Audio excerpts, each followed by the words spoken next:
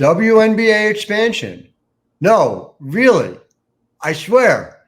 WNBA Expansion. Alex Simon of SFGate was there live for the press conference. WNBA Expansion. We're here to talk about it. Locked On Women's Basketball starts now. Ogunbowale for the win. Good! You are Locked On Women's Basketball, your daily podcast on women's basketball.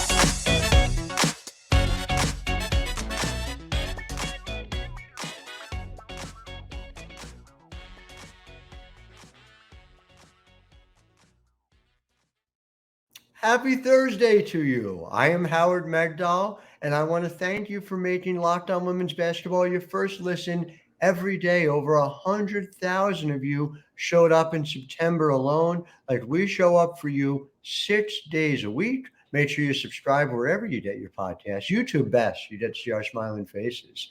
It is not just me. It is the incredible team over at thenexthoops.com, where we have over 100 reported pieces on women's basketball every single month. Please make sure you subscribe. $9 a month, $72 a year. We just keep on growing. And reach out, editors at thenexthoops.com, if you want your brand in front of 1.3 million readers every month.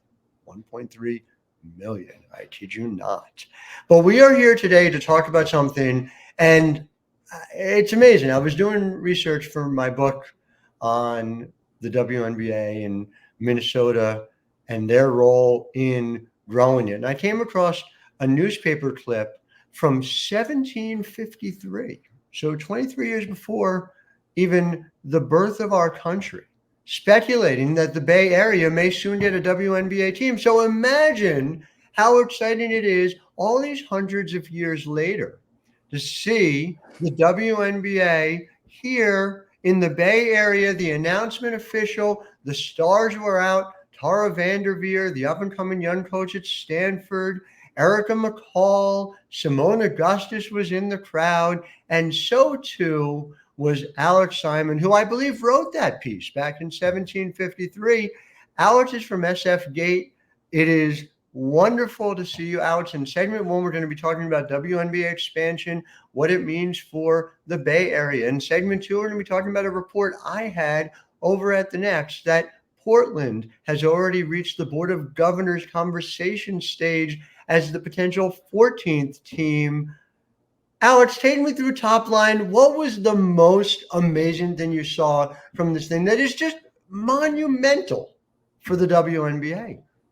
I think, the thing about today was just kind of the palpable joy that so many of the people we know in women's basketball, faces that are super recognizable, had that this was coming to the Bay Area. I mean, for one, not to give away too much about what's coming at the Next, Howard, but I was seated in the press conference row immediately behind Michelle Smith, who has been covering this league for literally its entire existence at various places.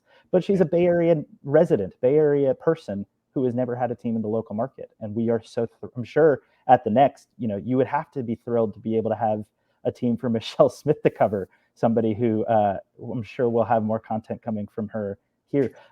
Tara Vanderveer at one point was nearly in tears, sitting there in the front row. There was just everyone you can imagine. It was clearly a festive day. Everything about today felt like it was a long time coming. And for whatever reasons we can get into as to why it took this long, the fact that it is here now and it is officially happening it kind of just set the mood of thank God, I think would be the way that people would say, if that's your religious belief in that regard. Very fair. I think even some atheists may have uttered that when this finally came down. And the truth of the matter is that the Bay Area, I mean, I joked about 1753, but I shared it with you during my book research. 2011, there was a newspaper piece that talked about this legitimately, like, geez, the Bay Area next. I mean, this has been such an obvious move, and then there are very sound reasons why it hasn't happened during this period of time. I mean, the WNBA almost doesn't have a Los Angeles team right now because Joe Lacob was very close in conversations to buy the Los Angeles Sparks when they were up for sale in 2014. And I think the league, probably in the idea of the Sparks being such a legacy and anchor franchise, it is the right decision. But that shows just how serious Lacob has been. Now, you can get into why they waited. He would cite, first they had to build this building that I'm literally talking to you in here, Chase Center. It is going to be an immaculate place for WNBA events. It wouldn't surprise me at all if we see, any type of WNBA event come out here either next year, maybe is to build up interest ahead of time, or especially in 25. They haven't announced the WNBA All-Star Game, but the NBA All-Star Game's coming here. Maybe you get both in the same building in the same year. Who knows? Mm-hmm. But it's clear that this building was the priority. Then the pandemic kind of slowed the Warriors down. But Joe Lacob, in a pull aside with local media away from the presser, was saying that they were in discussions even before the pandemic. Cathy Engelbert said she was here right before the pandemic started, potentially, you would imagine, to talk about expanding much sooner than the 3-year gap between the beginning of COVID and now 3.5 years. It's a what if, but right. I mean, there's so many what ifs as far as this league goes, and the timeline of everything is so fascinating. I mean, look, I remember January 2020 was sort of the end of a sprint that Cathy Engelbert had dating back to the summer of 2019, coming up with a new CBA with the players. Now the work can begin was, I'm paraphrasing, but essentially what she was saying. And then less than 2 months later, COVID turned the world upside down. So, it's hard. There are obviously so many what ifs along the way. But I mean, to your point, LA might not have been a team in the WNBA anymore. New York was in real danger after Jim Dolan left that team by the side of the road and just said, I'm selling. I don't have a buyer, but I'm not selling. And you're going to go play in a pinball machine at the Westchester County Center. And so a horse barn, right? I mean, there are some really delightful horse barns with better sight lines. So I'm not sure fair comparison, but now this New York team, selling out that building at Barclays Center and about to play in a battle of the super teams this weekend. It is just all so fascinating, but I want to get into the details. And Sportico had a real interesting number, I thought, where they talked about $50 million that was promised, invested as part of being the new WNBA team. You asked Cathy a question about this. Take me through what $50 million is and isn't, and what we know about it at this point. We actually, I thought this is super interesting, right? I'm here in the Bay Area. We've covered the women's soccer team that's kind of come in, and they were very upfront and vocal about the fact that they paid a $53 million expansion fee to come in and that's just what they paid to get in the league. Everything that Sportico has reported, and really I thought it was interesting in Cathy's answer to my question, kind of says that it was the Sportico report is $50 million. Some of it includes the expansion fee, but they haven't really said. And when I asked Cathy directly if they would say the exact number, she declined to say the direct number, but just say it was a record-breaking number. Right. And Howard, you've covered this league for a long time. I don't think the number for an expansion fee needs to be all that big for it to break records, does it?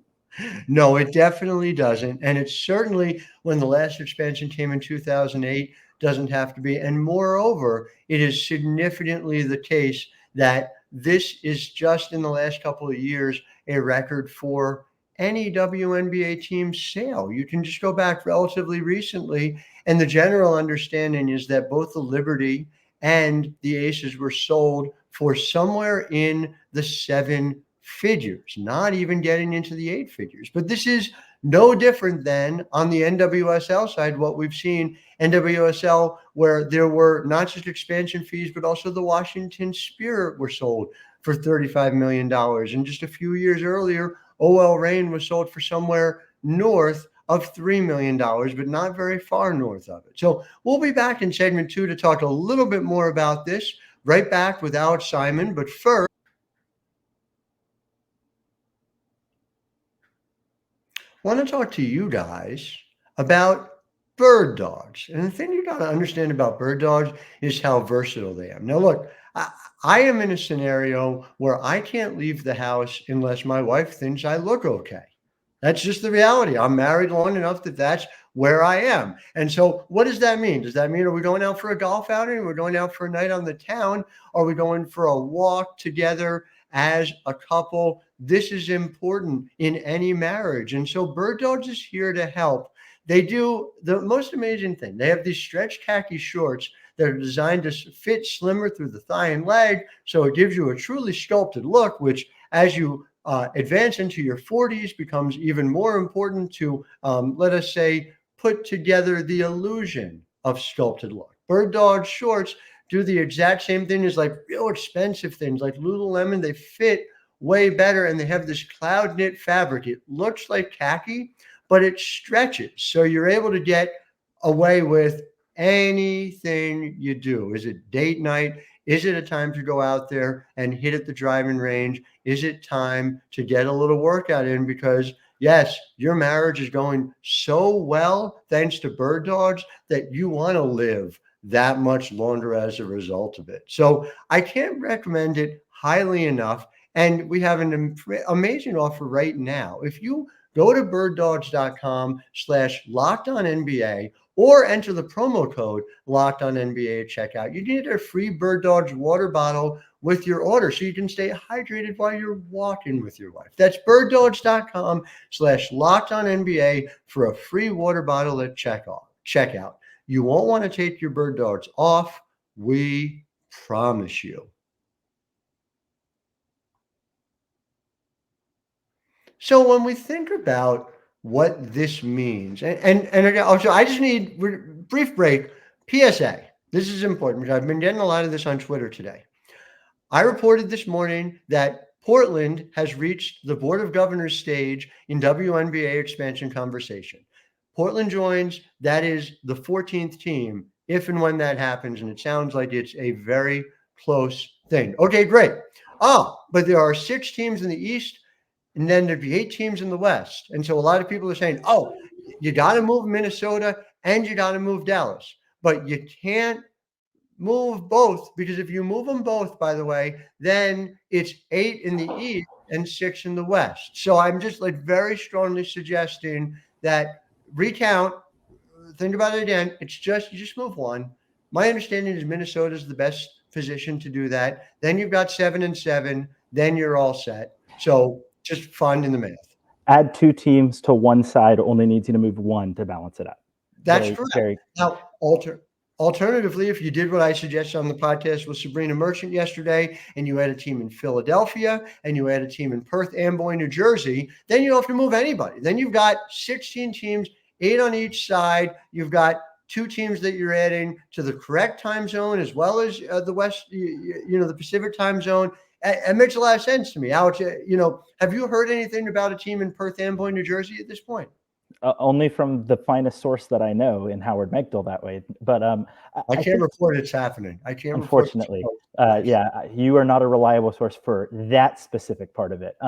To be honest, I think this is a really smart move for the WNBA, in part because look at where the success has been in women's sports. Mm-hmm. As much as there are teams that have been successful on the East Coast, if you look right now, the top, you could argue 3, maybe 4 franchises in the National Women's Soccer League in terms of financial value, which is the metric that is most important at this point, are all West Coast based. Angel City and San Diego, the 2 most recent additions to this league, are the top 2 according to this recent Sportico team value list that we got.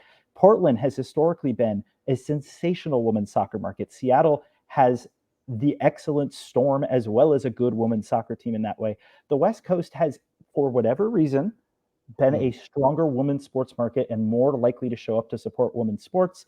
Their arenas are very large out here. The Mercury are a historic and strong franchise in that way. The Aces led the league in attendance this year. It's clear to me that there's a women's sports kind of surge happening out west here, that it makes it smart, even if the league had other options, and I think maybe could prefer to have more East Coast or even Toronto if they can get the charter flight issue sorted out to make it easier to get to Toronto. I think there's definitely East Coast options, and it wouldn't surprise me to just see the next one be 2 East Coast cities move Minnesota back. But like right now, like go where interest is clearly showing, and I think that is the West Coast on the moment. I mean, we joke about it, but the truth is that Toronto would be a sensational place for a WNBA team it's that flight issue. But again, when you look at what the price has been put at, even by Cathy Engelbert in the league, and then you compare that number to what is a reasonable expectation for TV money coming with the media rights deal that's up in 2025, it's easy to see where that math comes together. And again, this is not reported. This is simply putting the numbers and the logic together. You have a new media rights deal that opens up a lot of options, including charter flights in 2025. You add Toronto and Philadelphia in 2026, and suddenly you've got yourself a 16-team league with potentially a new CBA as well. Because let's not forget, the players not only can opt out of the deal that currently runs through 2027, it is generally understood that they will opt out of that deal, believing that there is more money in this league just since 2020, with, I might add, a lot of good reasons for it. Joe Lacob spoke to this very thoroughly. In a pull aside with all of the reporters kind of away from the podium, he at one point said, look, I could have basically gotten into this league for free if I wanted to beforehand. But the way he put it, free isn't actually free in that regard. He maybe wouldn't have had to pay a purchase price, but they have to invest a significant amount in infrastructure. I think they still have to, but they are paying some type of fee. They haven't said exactly what that fee is, but it clearly is significant. And I think the other side to that is that the timing here, if you look at the potential for a media rights deal to hit 9 figures per year come the expiration of this ESPN and all of the deal in 2025, for a person like Joe, you get in right now and all of a sudden that deal goes from being in the mid $30 million range to what, Howard, even just 100 million, let alone into the 100 millions.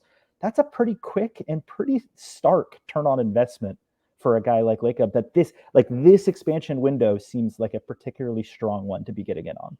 You've done great reporting on this on the NWSL side. Meg Linehan, friend of the show, had a terrific piece just recently about this, talking about the fact that essentially the reason NWSL teams are getting involved now, that expansion window is now, is because there is a media rights deal being negotiated as we speak. You know, the CBS was up. They had an inclusive window in January. That window passed.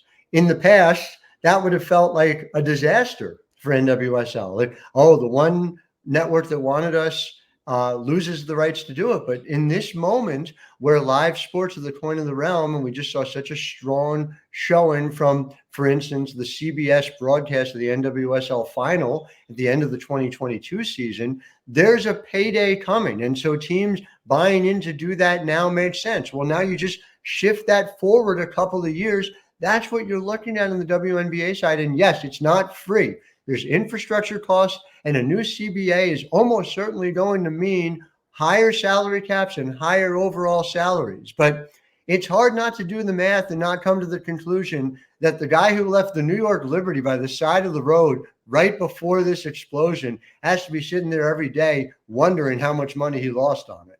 And honestly, too, like if you think about it, those things help itself, right? The NWSL telling, and especially the owner of BFC, there's several owners, but the lead one being Alan Waxman from 6th Street. He said, look, we think this investment's going to look great in a rapidly short amount of time, even paying $53 million to get into the league.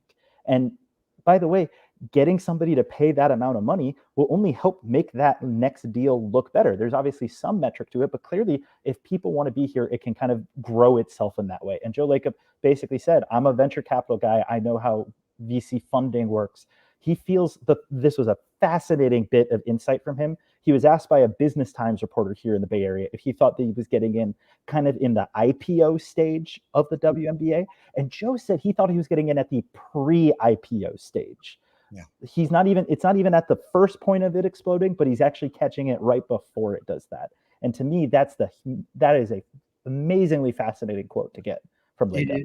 It is very hard to argue the point. It is especially hard to argue that point when you think about it from the league's perspective. And, I've written about this over at the 9 newsletter this week, just to share a little further the idea that this league needed there to be a $50 million price tag attacked to feel properly ready to be able to say yes. Why did it matter so much? And again, why is that harder? We've talked about this too on the show. I think you and I have talked about this on the show. NWSL teams, you were getting 100% of the ownership rights. WNBA teams, both because of the NBA owning half at first and then the capital raise, which sold approximately 16.6% of the league for $75 million. It means functionally you're getting around 42% of a team when you buy a team. And so getting that number to $50 million, that's a very big deal. It also, by the way, puts the league in a position to, in a way that was just frankly not the case a year ago, to be talking about the league as a whole being worth $1 billion. You can put the math together.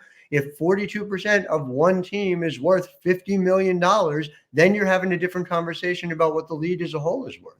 If that's what the money going to is specifically just to get into the league. And I'm not totally certain that that's the case. I think it's part of the 50 million is investing into the infrastructure. So no doubt about it. Well, we're going to have one more ad and then come on back with just some final thoughts.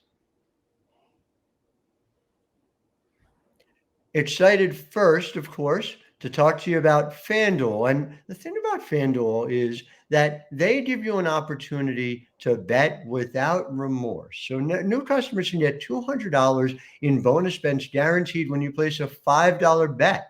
That's $200 in bonus bets, win or lose. Listen, you can bet on Rutgers and you know it's a sure thing, but there are teams that might not win and might not cover. So the app is so easy to use. There's a wide range of betting options. There's spreads, player props, over-unders, and more. So visit FanDuel.com/lockedon to kick off the NFL season. Again, that's FanDuel.com/LOCKEDON. FanDuel, official partner of the NFL.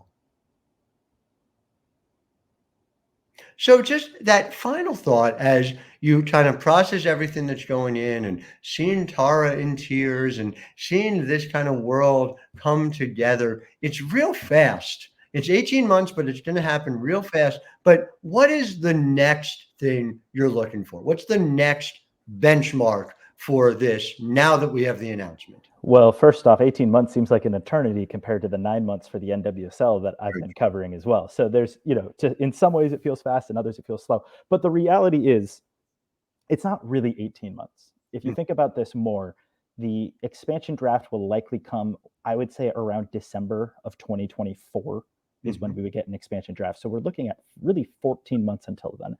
I'm sure with that 14-month window, they're going to need to pick a name. They're going to need to set up their organization, their front office. They're probably going to need to have a head coach in place by that point. I know that hasn't necessarily been guaranteed on the NWSL side, who only just got the head coach a few months. But there is a window here, I think, throughout the 2023 and 4 Warriors season, especially as the NBA kicks off, that there can be a lot of push around this.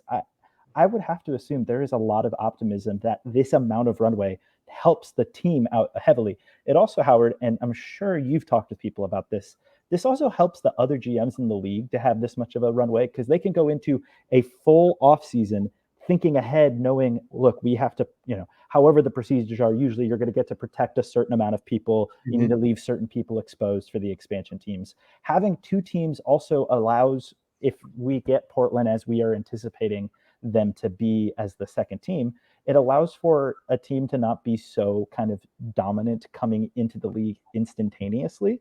If you saw in other leagues that have expanded, the NHL expanded 1 team at a time. And those teams, Vegas was able to, in the NHL, really get strong really quickly by basically being the only team and knowing that they were going to get somebody from everyone. Whereas when you have 2 teams, it's harder to guarantee some things. There might be some asset moves ahead of time. I do happen to think, Howard, that there is a certain player who's playing in these finals, who is from the Bay Area and went to college right near Portland, who is going to be a highly sought after player by both of these potential expansion teams, the one we know for sure is here and potentially the one that could come up in Portland. Sabrina Ionescu's life surely has gotten all the more interesting in the last 24 hours. No doubt about it. And listen, her college coach is going to be, I think, one of the people that is talked about for both of these openings. So it'll be fascinating to see all of it. Alex Simon of SFGate, always delightful to chat with you. To our listeners, thank you for making us your first listen every day. Stay tuned tomorrow. Natalie Hevern has both of our WNBA finalist beat reporters Matthew Walter and Jackie Powell talking about the WNBA finals. Oh, yes, it's been a very busy week in women's basketball. I am Howard Megdal, wishing all of you a wonderful WNBA Expansion. I can't believe it. There we go. Just had to do one more. Wishing all of you a wonderful Thursday. Ogunbowale for the win. Good! You are Locked On Women's Basketball, your daily podcast on women's basketball.